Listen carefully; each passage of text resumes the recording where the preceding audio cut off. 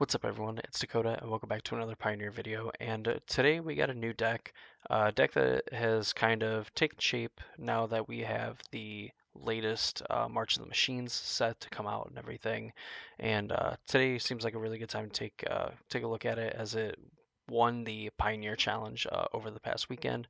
But of course, before I do that, I would like to say thank you to all the people that have subscribed and supported the channel. And if you haven't already done so, please consider doing that and ring the notification bell as well so you know when new videos get posted, along with following the two links in the description of this video. One going to the Discord server, feel free to join over with that link, and then follow me on Twitch as well to know when I go live and play Magic and all that fun stuff. So white red is basically all the name this deck is getting, but it's like essentially a white red Convoke deck, and it's trying to go wide and get paid off by playing the cards Knight Errant of Eos, which we actually got in the March of the Machines set.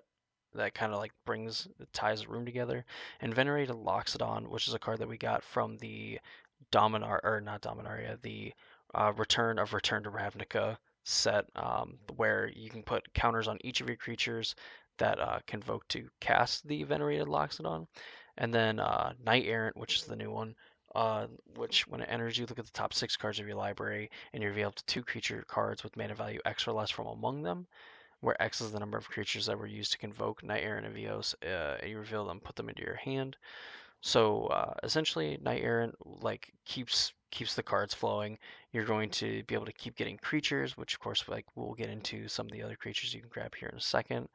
Uh, but essentially, like getting to convoke this for the full 5 allows you to hit your Venerated Loxodons or other Knight Errant Evioses to kind of keep going through the deck. And being a 4/4 that you can essentially cast for free, and put creatures in your hand and be able to cast those cards after, because you are presumably going to have 2-3 untapped lands from just getting cast this for free off of your creatures, is pretty good and an easy way to kind of go wide on the board and end the game very quickly just by making a insurmountable board of dudes to get in the red zone and kill your opponent. So that's the idea of the deck. How the heck does it pull it off? Um, you have Ornithopter as like a free creature. While it doesn't look exciting and this deck is technically an aggro deck, the reason why Ornithopter is in the deck, for a few reasons. You have cards like Clarion Spirit that care that you cast 2 spells a turn. So whenever you cast your second spell each turn, you can create a 1/1 spirit token with flying. With that, you can play this like as your first spell and then cast an Ornithopter, and you'll get to make a 1/1 to go with this. And presumably, if you play like a Thraben Inspector, which makes a clue when it comes into play, you have 4 creatures already on the battlefield. And like on your turn 3, you could be casting like a Knight Errant and having 2 mana up to cast like Resolute Reinforcements, which makes a 1/1 when it enters the battlefield. Also, being a 1/1 itself, creating 2 bodies for 2 mana, getting to play like another Clarion Spirit, what have you, and just kind of keep the creatures coming. Also, Gleeful Demolition just being like Ornithopter being like a target for it. So it destroys an artifact, and if you control that artifact, you make 3/1/1s.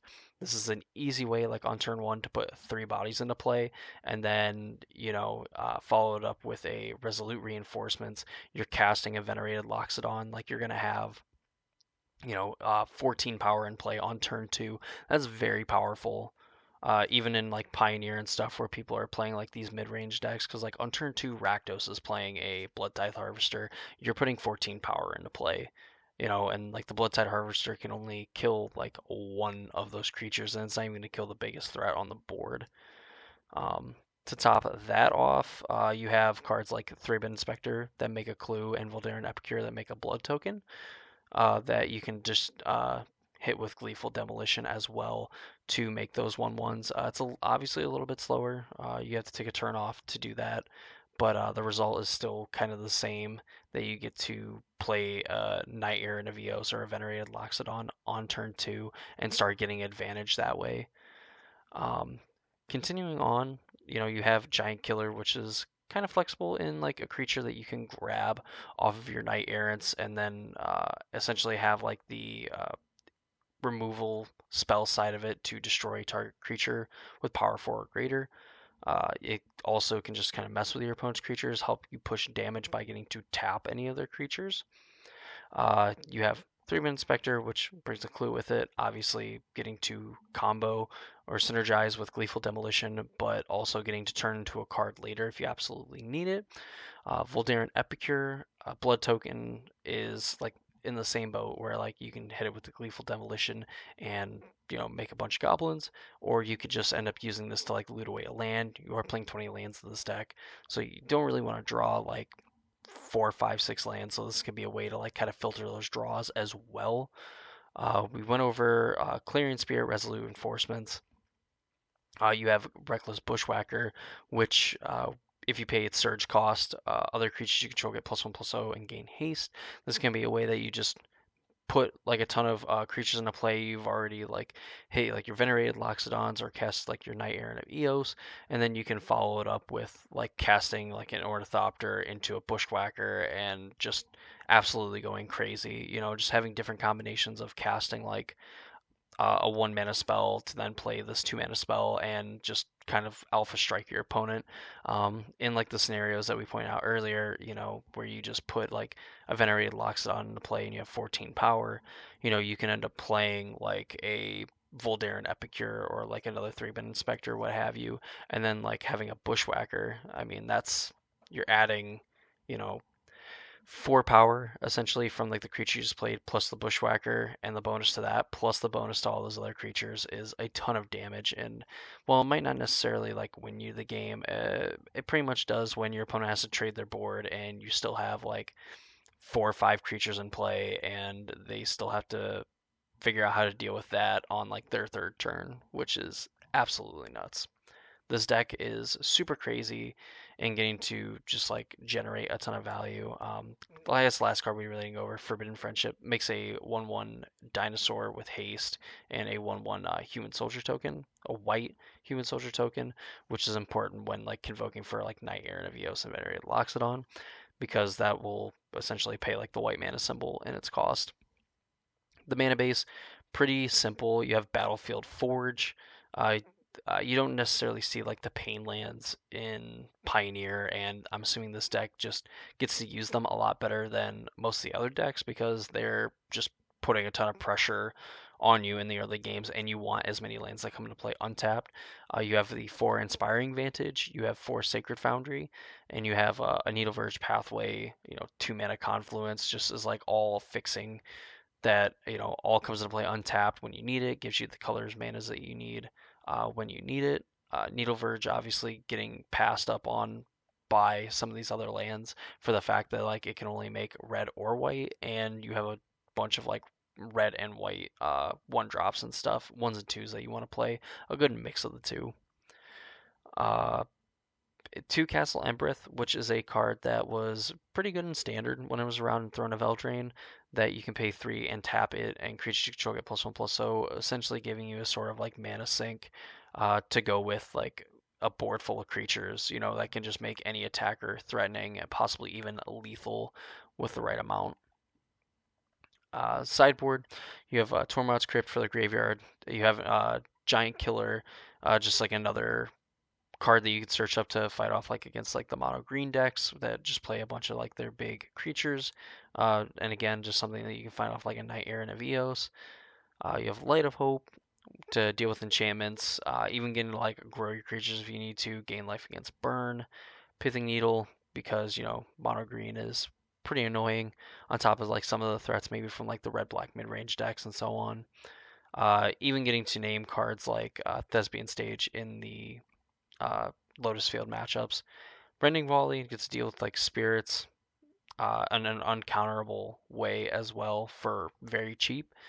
You have Invasion of Gobakon, which is also from like the March of the Machine set, and essentially gives you an effect akin to the Apollo World Championship card that, of course, like I can see, visualize, but of course can't remember.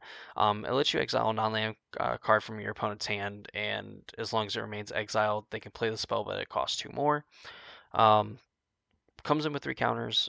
Super easy to flip, especially in this deck, because again, you're putting like a decent amount of power across multiple bodies, which will let you put a counter on each creature you control that attacked, and then also let you sacrifice it to protect those creatures. And since you're normally going to be getting in the red zone anyway, like this is just going to be just a constant like buff to your team every turn, and then can cash in to save either an important creature or just save your board if your opponent tries to wrath. So definitely giving you some play there.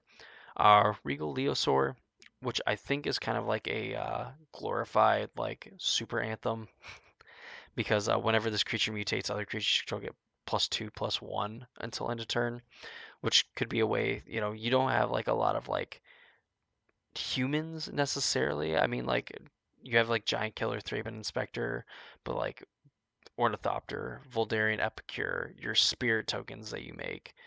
You won't be able to do this with the Resolute reinforcements, but the token it makes is just Soldier. You can mutate onto that, Reckless Bushwhacker, so on. You have like all these things that you can essentially mutate onto, and just having this, you're able to like mutate it. Like you end up buffing like an Ornithopter especially, you end up giving an actual power.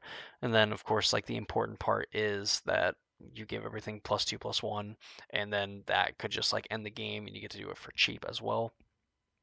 Wedding Announcement has kind of been, I feel like, a staple in like the white base decks, just getting to make a 1/1 if you haven't attacked with two or more creatures, but this deck does a lot of attacking. So like Wedding Announcement is just going to keep the cards flowing, which is like the important part, because you can just keep snowballing like the card advantage and stuff that you get from your creatures, along with the Wedding Announcement as well, and then eventually just get an Anthem effect that makes your creatures borderline like impossible to deal with like efficiently without like absolutely you know throwing away your whole board and getting a little lucky from time to time.